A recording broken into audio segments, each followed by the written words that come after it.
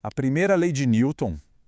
Parece uma daquelas coisas que a gente aprende na escola e pensa, tá, mas isso é meio óbvio, né? Só que para essa obviedade toda surgir, a humanidade levou, bem, quase 2000 anos. Vamos desvendar essa história. Olha só que frase elegante, não é? É a famosa primeira lei de Newton. Basicamente, o que está parado quer ficar parado e o que está se movendo quer continuar se movendo. Fácil, certo? Bom, como eu disse, por trás dessa simplicidade toda tem uma jornada de 2 milênios. Então, é simples. De jeito nenhum.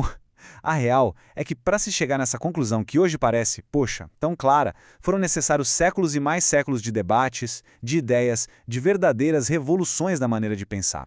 O que hoje a gente lê num livro de física foi um dos maiores quebra-cabeças que a ciência já enfrentou.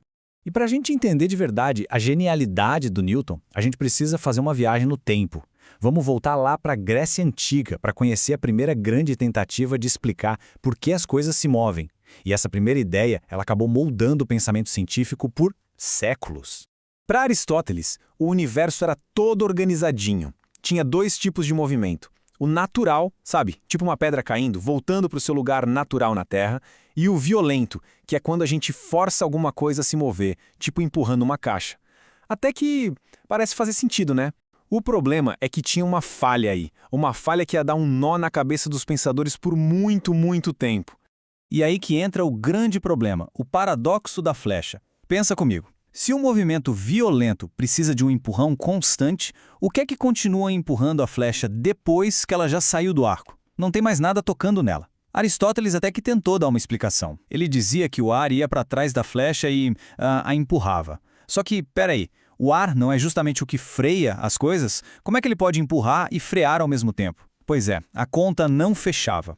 Essa questão da flecha, ela ficou sem uma resposta boa por séculos, sabe?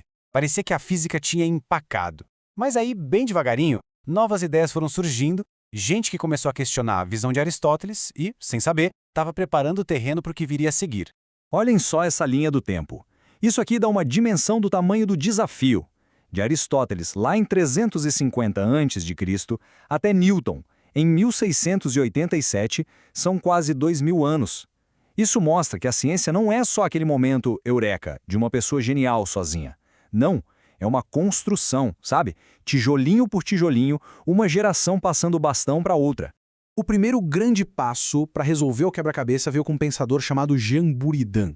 Ele teve uma ideia genial, o ímpetus. Pense assim, é como se o arqueiro transferisse uma força interna para a flecha, e essa força fosse se gastando aos poucos. A sacada aqui é que a causa do movimento deixou de ser externa, tipo o ar, e passou a ser interna, dentro do próprio objeto. Isso foi uma mudança de perspectiva gigantesca. E aí veio Galileu e ele deu o pulo do gato. A grande sacada dele foi perceber que estar parado ou estar se movendo, na verdade, não são coisas diferentes. São apenas estados.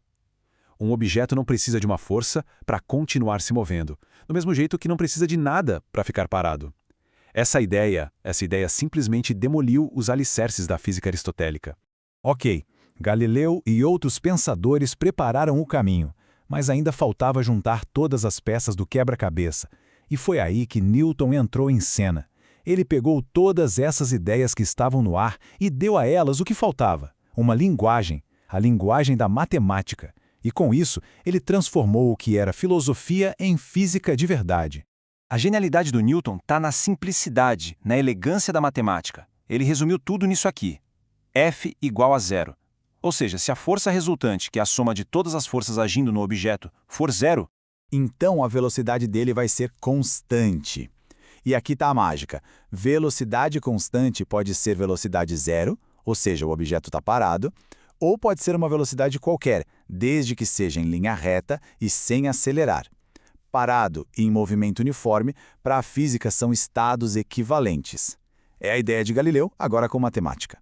E essa teimosia dos objetos, essa tendência de querer ficar como estão, é o que a gente chama de inércia. E atenção, aqui tem uma diferença fundamental para o ímpetus. Inércia não é uma força que empurra, é só uma propriedade.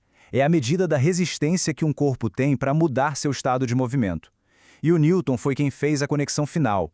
Essa resistência tem tudo a ver com a massa do objeto. Para entender isso na prática, olhem só esse exemplo. Pensem em um navio gigante e numa formiguinha. Os dois têm inércia. Os dois querem continuar como estão, seja parados ou se movendo. Mas a massa do navio é absurdamente maior. Então a resistência dele à mudança, nossa, é enorme. É por isso que é impossível parar um navio cargueiro só com a força do braço. Já a formiga, um sopro já muda tudo. Certo, essa história de 2000 anos é incrível. Mas e daí? Como é que essa ideia, que parece tão abstrata, afeta a nossa vida hoje? Bom, vamos ver como a inércia tem um impacto direto, mas direto mesmo, na nossa segurança, mais especificamente, na segurança dentro de um carro. E eu não estou falando de airbag, nem de freio ABS, não. Estou falando de uma peça super simples que a gente mal nota. Uma peça que nem existia nos carros mais antigos e que, por não existir, causou um número absurdo de lesões. Tudo por causa da inércia. Vamos imaginar a cena passo a passo. Numa batida por trás, o carro é jogado para frente. O banco empurra o nosso corpo junto com o carro. Mas e a cabeça? Por inércia, ela quer ficar ali, paradinha, onde estava. O resultado, o corpo vai para frente, a cabeça fica para trás e o pescoço sofre aquele tranco violento. É o famoso e perigosíssimo efeito chicote. E a solução para isso é genial de tão simples: o encosto de cabeça. Muita gente acha que é só para apoiar e ficar confortável, mas não, ele é um item de segurança fundamental. A função dele é empurrar a cabeça para frente junto com o corpo, evitando que ela fique para trás. É a física da inércia, um conceito de séculos, aplicado ali para salvar o nosso pescoço. Literalmente. No fim das contas, a primeira lei de Newton não é só uma frase num livro de escola, né? Ela está em todo lugar.